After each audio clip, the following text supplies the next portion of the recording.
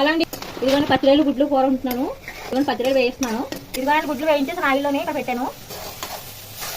రైలు వేగినవి ఇందులో కొంచెం పసుపు ఉప్పు వేసాను, అందుకే ఎల్లో కలర్లో ఉన్నాయి. ఉల్లిపాయ ముక్కలో పచ్చిమిర్చి వేసేస్తున్నానండి, కరివేపాకు.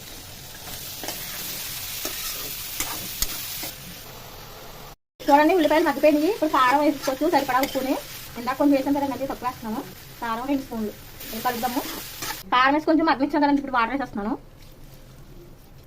ఇందులో ఎగ్స్ వేసేస్తున్నాను. మూత పెట్టేద్దాము. ఇదిగోండి కూరలకు మసాలా నూరుతున్నాను. జీలకర్ర వెల్లుల్లి అంత ఇంకేం వేయండి ఇందులో. ఇదిగోండి నూరు పెట్టుకున్నాం కదా మసాలా, జీలకర్ర వెల్లుల్లి.